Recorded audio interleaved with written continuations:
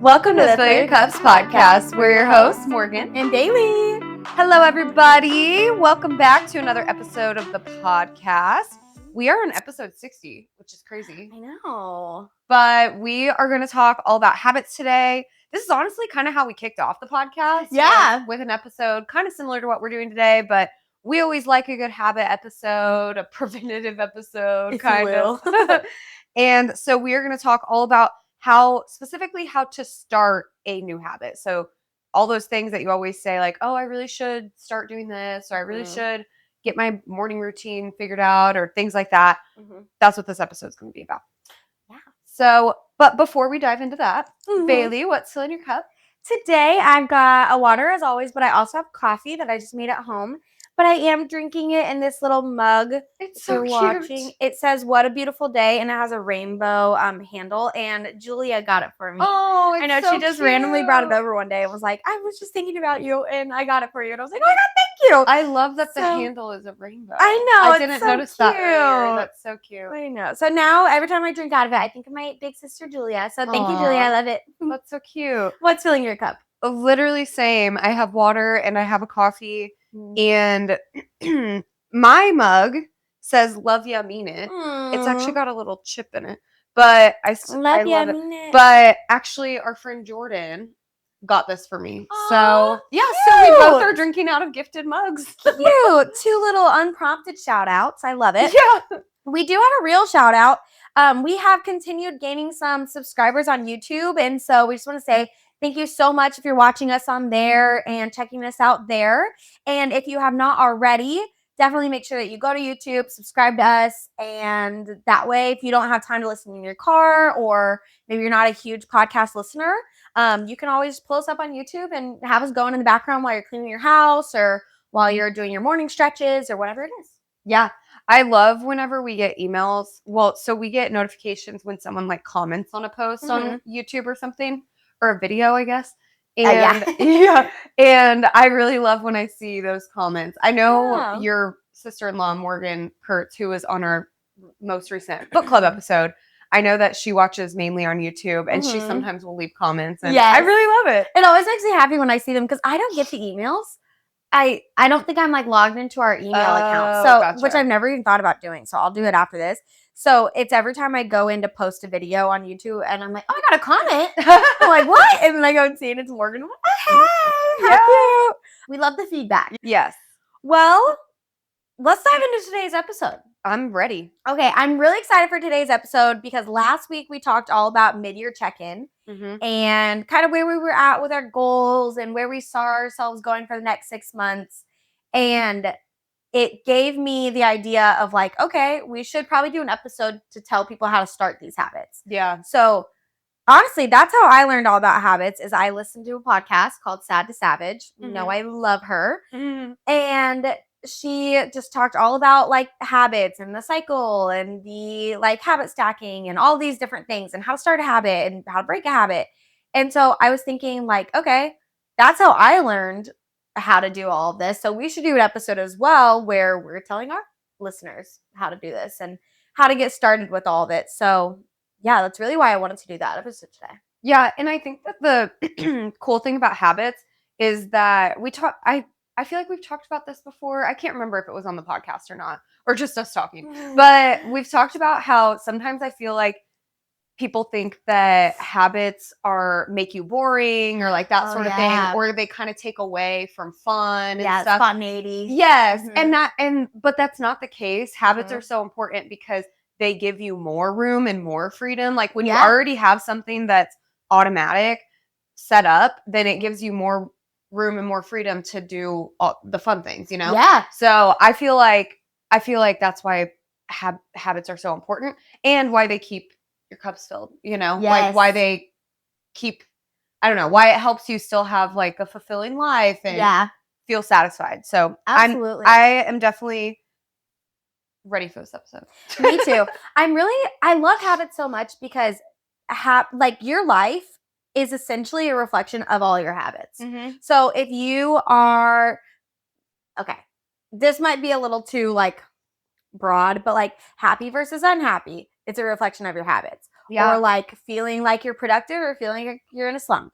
It's a reflection of your habits. Yeah. And that's my favorite thing is that habits, they make it sound like, oh, habits mean like going to the gym every day, or habits mean, I don't know, like brushing your teeth every day, which they do, but habits can also mean the time that you wake up. It can also mean the way you put on your shoes in the morning. Like it's everything you do that you do daily. Those are the habits that you have formed in your life without even knowing it sometimes. Definitely. And so I think that this is a really good opportunity for us to learn how all those habits that we want to start, or all those habits that you might be saying like, oh my gosh, I really want to do this, but why can't I stick with it kind of thing? Like, this is why. So we're going to kind of go over everything that you need to know. We're really following the structure from James Clear, who writes Atomic Habits, which we love. Yes, we love. So I hope that you guys enjoy this episode and can get something good from it. Yeah, I like that you were saying your life is a reflection of your habits. It reminds me of that quote we've mentioned before. I think it's like, we are what we do repeatedly. Oh, or something like yes. that. I think it's like Aristotle or something. But it's like, you are what you do repeatedly. So literally your life is a reflection of your habits. I like that a lot. Absolutely. Do we want to dive into the habit loop? Yes. Okay, so this is, like Bailey said, James Clear sets this up in his book, Atomic Habits. So we're honestly kind of giving you a crash course in habit forming, and not really habit breaking today, but habit forming. Yeah. And so the habit loop is where it all starts.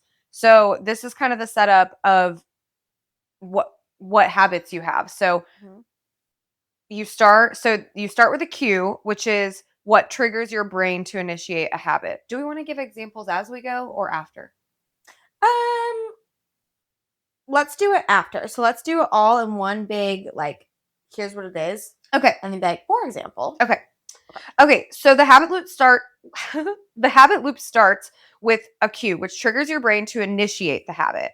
And then you get a craving, which is a motivational force which is the motivational force behind every habit. And then there's the response, which is the actual habit itself.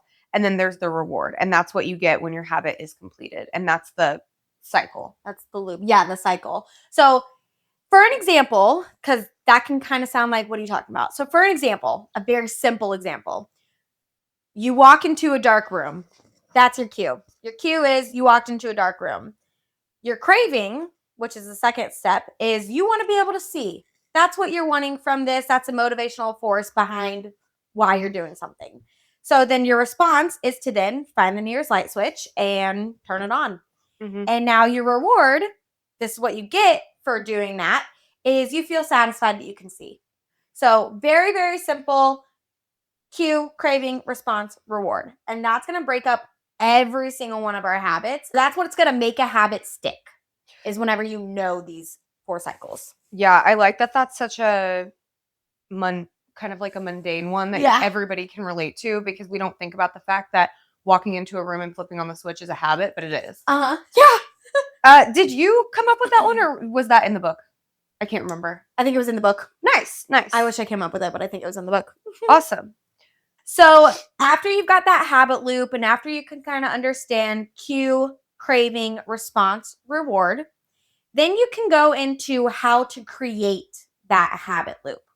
So James Clear writes about these 4 laws. He says that there are 4 laws to making a habit stick.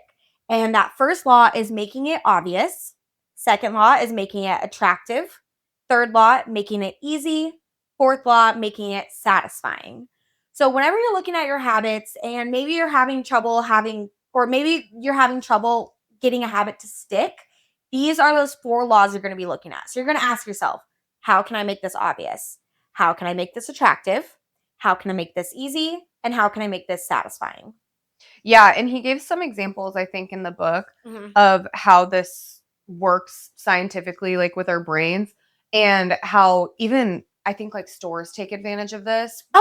Because when you walk into Target or whatever, wherever you walk into, they want the things that, like, they want to entice you or whatever, get you to buy things that you might not normally buy. And so they put that stuff out and they make it very obvious to the buyer. And they also make it attractive and they make it easy. and satisfying. So for an example, if you're trying to start a habit of meal prepping, making it obvious would be having a list already written out of all the meals that you're going to do. That has made it obvious for you of figuring out what you're going to do for your meals. Or in that same setting of making it attractive, you're going to say, like, you're going to pick a meal that you really, really wanted to eat. And that's what's making it attractive for you. That's what's making it that you want to do it. Making it easy could be having all of your ingredients already out, or whenever you get home from the store, you don't even put away the ingredients. So they're all right there. Really easy. Or maybe you're going for something that you're like, spaghetti, that's 2 different ingredients. Very easy. Or it can be satisfying where you get, I don't know, I was going to say you get some type of reward after meal prepping. So like you tell yourself, okay, after I finish meal prepping, I'm going to be able to listen to my book. Yeah. I don't know. Or you listen to your book while you're doing it because that's what you're really wanting to do in that moment. Yeah. So like those are kind of some base level examples. So yeah, whenever you're looking at what you're trying to accomplish but can't, these ones can be really helpful to ask yourself and to figure out where you can go with it. So for example, why can't I stay consistent in the gym even though you really want to? It's because you're not using one of these 4 laws. So whichever one it is, that's why you're not doing it. Yeah. Or why can't I get to work on time? It's because you're not using one of these 4 laws. Why can't I remember to call my mom back? One of these 4 laws. Yeah. You know what Yeah. I mean? I think a big one that when I started reading more was, I just don't have the time or whatever, that sort of thing. And when I read Atomic Habits, he used that example specifically of reading more.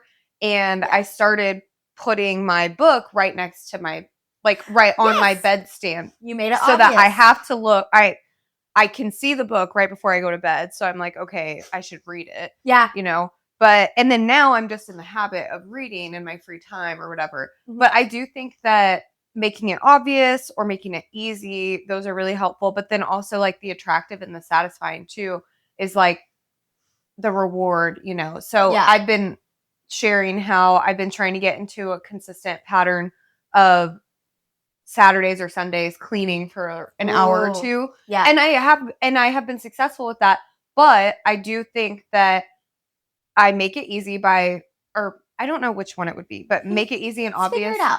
Yeah. So the night before, usually Friday night, I make my list of what I want to do and on my phone, and I do like a checklist or whatever. And that is the satisfying because when you like mark it, it goes to the bottom. I've talked about that on iPhone, whatever. So that's very satisfying. But then I also make it, I guess, attractive by telling myself I'm going to listen to a new audiobook because I don't know why, but it just works better for me than like a fun playlist or even a podcast or whatever. Yeah. That has been making it more fun for me. I love listening to audiobooks when I'm cleaning. Yeah. Or like doing chores. I love it. I do think it makes it more fun. Yeah. It makes it more attractive. Makes it more satisfying. It makes me feel like I'm like watching TV or something. you know? So, which I'm not because I'm cleaning, but anyway, so I do feel like these have helped me to get into a consistent pattern with that. I feel like for the last like 2 months, I've been doing that every weekend. So I didn't really think of it in these ways, but I also think it's kind of meta, but I also think that when you start implementing these laws into habits, you can kind of like get into the habit of implementing them. Does that make sense? Oh, yeah. Like I knew whenever I wanted to start like my chores and stuff, I knew what kinds of things I would need to do to make myself actually keep up with it. Without even realizing it was necessarily these laws. Yeah, because you know how habits work. You know you can't just say you're going to do something and just do it. Because that's just not how our brains function. Yeah. We're just not going to do it if we don't have a plan or we don't have something like driving us to do it. Yes. Yeah. Yeah. I like that. I think that these laws make it more manageable and like breaks it down. Yes, definitely. So now our third step. So you've got that habit loop. You've got the how to create the good habit with those laws. And now we want to make a plan. So the plan is this sentence. I will do this habit at this time in this location. Without a plan, like Morgan was saying, we can't just say that we're going to clean the house with no plan. If there's no plan, you're not going to do it. So you have to be able to make a plan. So some examples of that is I will meal prep at 6 p.m. on Monday in my kitchen. Nice. Another one would be I'll work out at 4 p.m. on Monday, Wednesday, and Friday at the local gym. Another one could be I will do great daily gratitudes at 7 a.m. every morning on my patio. That sounds lovely. Doesn't that sound nice? Whenever I was going through these ones, I was making like how-to statements. Basically, these are what it reminds me of like a how-to statement. Yeah. Or what do they call it? Like oh my God. They call it like a hypothesis. Like, yeah, if this happens, then this will yeah, happen. that's true. That's true. I always feel like that with like statements like this. Like in science. Yeah. Which I think is kind of what this is. Yeah. Yeah, the one for me with chores would be like, I will do 1 to 2 hours of chores on Saturday or Sunday. I know that's not as specific, but on Saturday or Sunday morning after our walk in the house. I mean, yeah, around the house. The location. Yeah. Yeah, because if part of your chores was that you were going to mow the lawn or like do landscaping, you wouldn't say, I'm going to do chores around my house. You wouldn't say that. You would say, I'm going to do the yard work on Saturday morning in my yard. Yeah. You know what I mean? So it's very different. Like you do have to specify exactly what it is that you're going to do. Yeah. So now what? Now you've got your habit loop. You've got your laws. You've got your how-to statement. So now we're going to give you some examples of these habits and what the cues, craving, response. Oh, yes. I love to break it down. Yes. Yeah. Cue, craving, response, reward. Reward. Thank you. Yes. Cue, craving, response, reward. We're going to break it all down for you, put it into layman's terms, put it into real life examples of habits that you might be looking to start. Yeah. Let's start with the daily gratitudes one because I really like that one. That sounds lovely. But so if your statement is, I will do daily gratitudes at 7 a.m. every morning on my patio. Great ambition. The cue would be, okay, your alarm goes off and it's 6:45. So use law number 3 to make it easy by putting your phone away from your bedstand table. Great idea. We know I'm a proponent of that. And that'll make it easier to get out of bed and turn off the alarm and then stay out of bed. Some people, I know this doesn't work for, but I have done this for years to actually get myself out of bed. Yeah. It really does work. So the cue is your alarm goes off at 6:45 and then you implement that make it easy rule to actually get up. And then the craving is having a quiet morning to yourself. So the way you respond is you go out on your balcony and you list 3 things you're grateful for. And then the reward is feeling gratitude for the day and feeling ready to go. Yep. It's all so simple. Whenever you break it down like that, it's like, no, it really is so simple because what we're doing is that cue is what triggers your brain, like we were saying. So that cue is what gets you started on this habit. The craving is why you're wanting to do this habit in the first place. So why do you want to do daily gratitudes? Maybe it's not to have a quiet morning to yourself. Maybe it's because you have been feeling really down and you want to feel uplifted. Maybe it's because you're on a spiritual journey and you're wanting to feel more connected and closer to God. And so you're wanting to do that. So your craving will be different from person to person. It will not be the same for everybody because Morgan's reasoning for doing something might be completely different than my reasoning for doing something. But that is what the craving is. Like it could be the same habit, but the reason for wanting to do it is different. Exactly. Yes.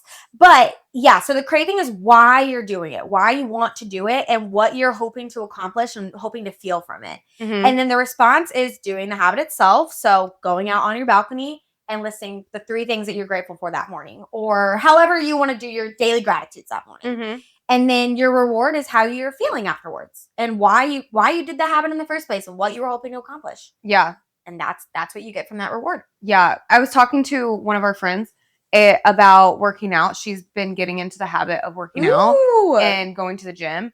And we were talking about how you never regret the workout you did, but you often regret the workout you didn't do. Yes. And so thinking about that craving or how you will feel rewarded at the end of the workout is really helpful. Yeah. Because like with the gratitudes, whatever your reason is for doing it, say that it's just like you said, being down or something like that. Like for me lately, I've been wanting to focus on being less complainy and more positive. And so if that's my reason, then thinking about how I'll feel after I do that and how it slowly but surely will like change my outlook, then that can help drive me to do the habit, like the craving. Yes, absolutely. It's actually funny so that our friend said that because Mason and I, when we were going to the gym really consistently pre-pregnancy, we would always say that like on the days that we really did not want to go to the gym. Yeah. Or we'd get there and be like, oh, I just don't want to. We'd be like, okay,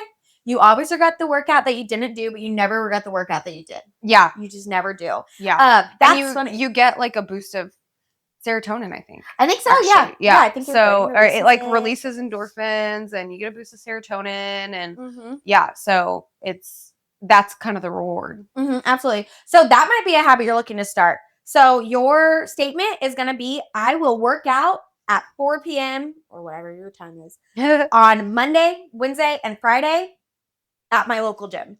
That was my habit. Whenever we were going to the gym, because it was more 4:30 because I get off of work at 4:30. Yeah. But my cue was it hit. Let's say for this example, I will work out at 4 p.m. on Monday, Wednesday, Friday at the local gym.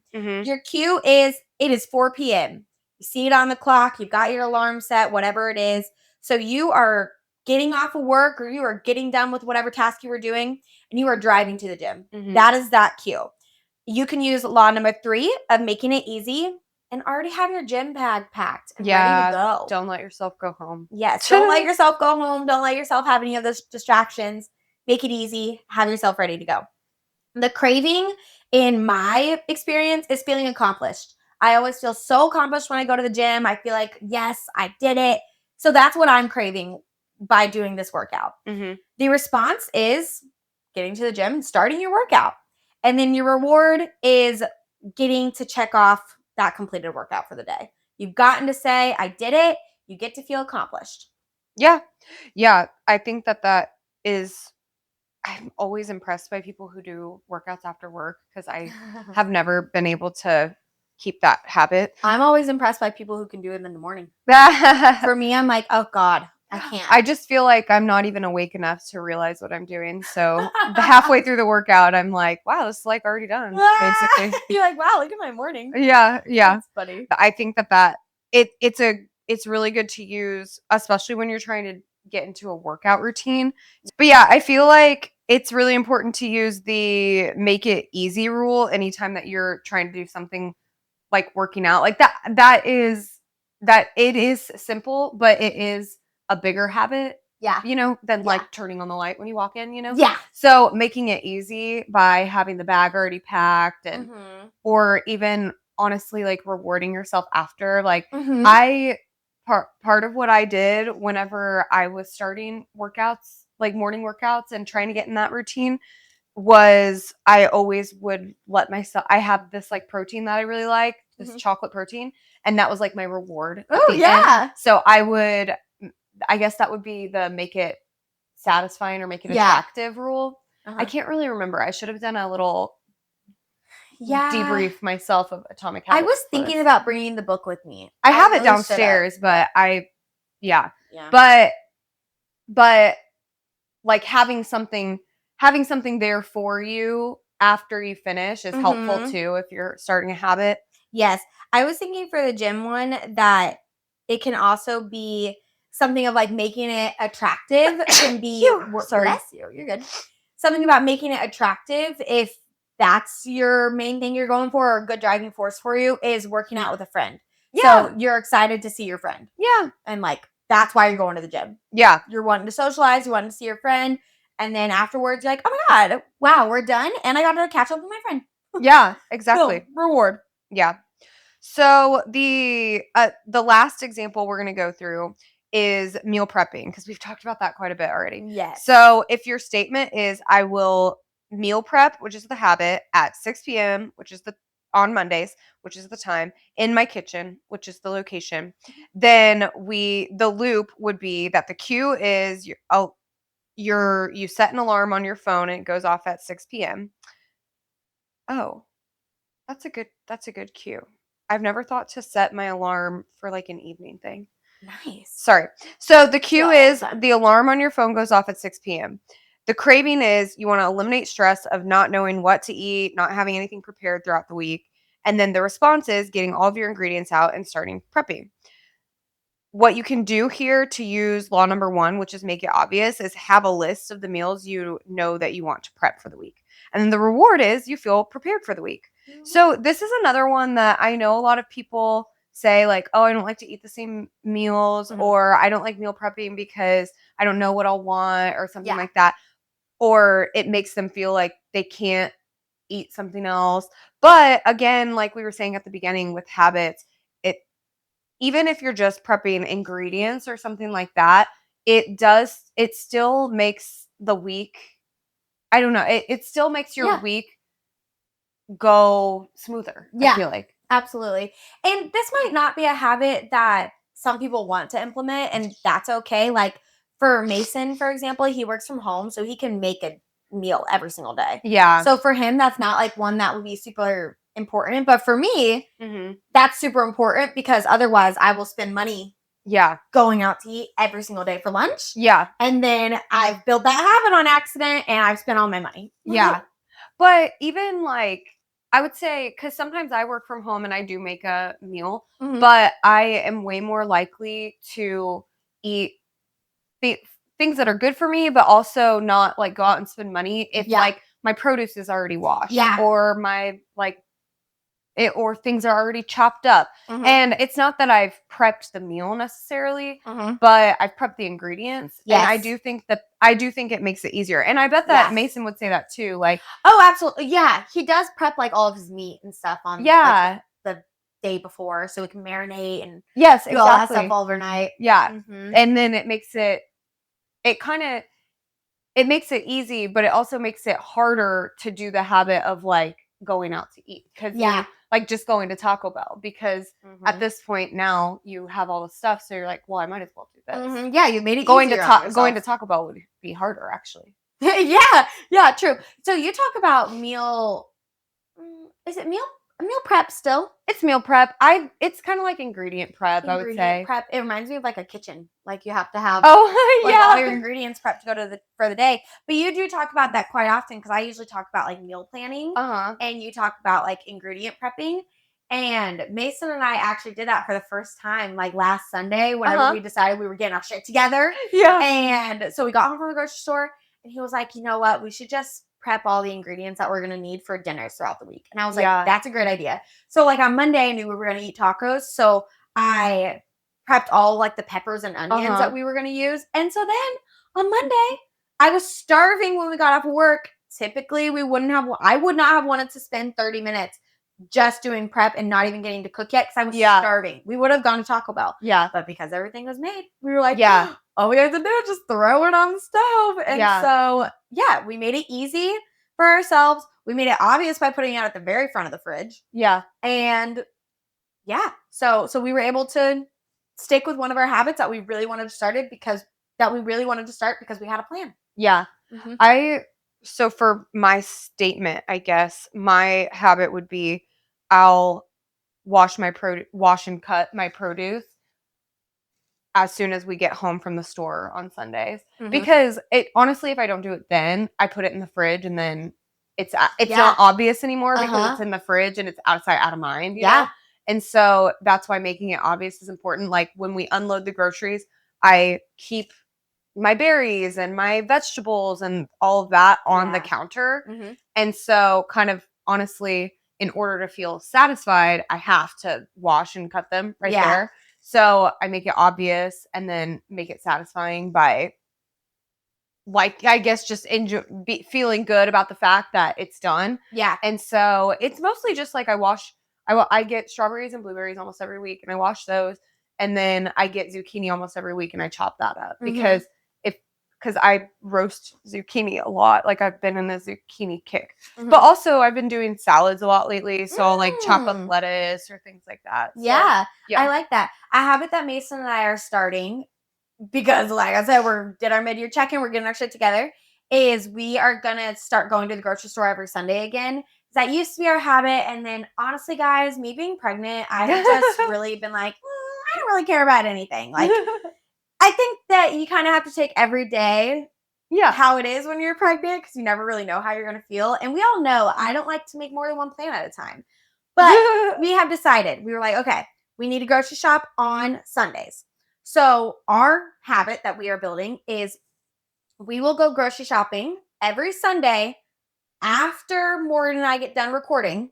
Oh, smart. So like last week I got home and we went. Nice. And okay, yeah, so we will go grocery shopping every Sunday after Morgan and I get done recording at Walmart is normally where we go. Like the Walmart grocery store or whatever. Or local market. I don't know what that's called. It's the neighborhood market. Neighborhood market. Yeah. Yes. And so one of my friends calls it Small Mart.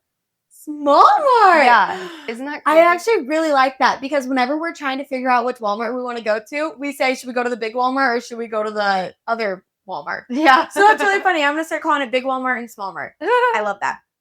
So that is the habit that Mason and I are starting to build. So last week, for example, okay, wait, actually, so to break it down, our cue is Morgan and I get done recording and I get home. That is literally the cue. Mason hears the garage open. That's his cue. For me, pulling into the driveway is my cue. Craving is that we want to feel prepared. We don't want to feel the stressed out feeling of, oh, shoot, now it's 8 p.m. on the Sunday. Neither of us want to go.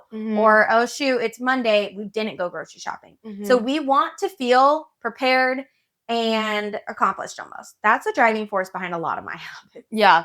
The response is we go to the grocery store. Yeah. We're there. And then the reward is, oh my God, it's done. Yeah. Yay, look at us go. And now we've got so much more free time. That is our habit loop for that habit specifically. Yeah.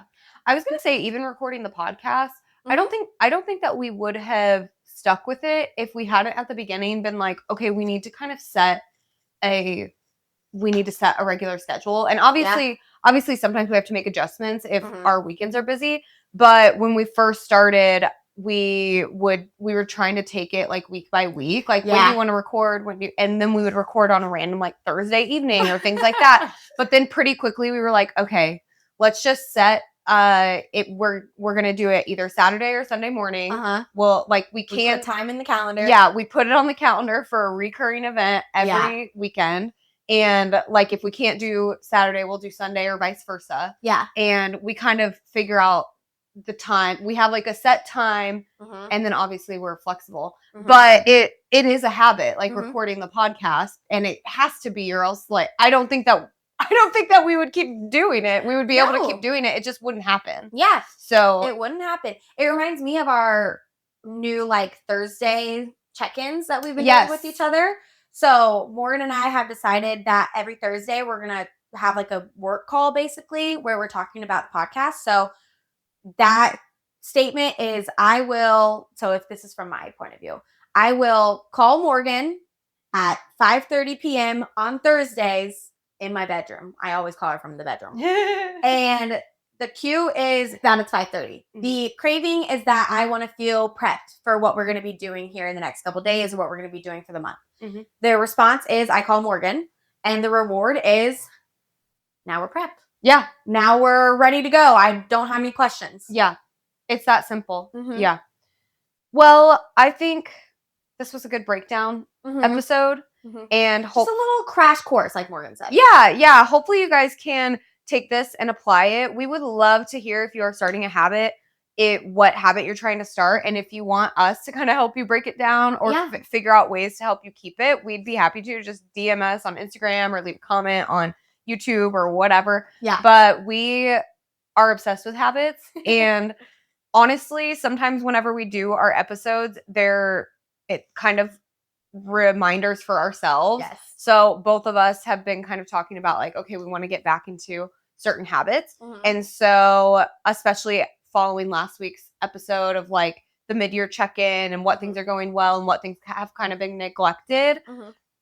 This is a good reminder for us and hopefully for you of ways you can break it down, make it simple, and accomplish what you want. Yeah.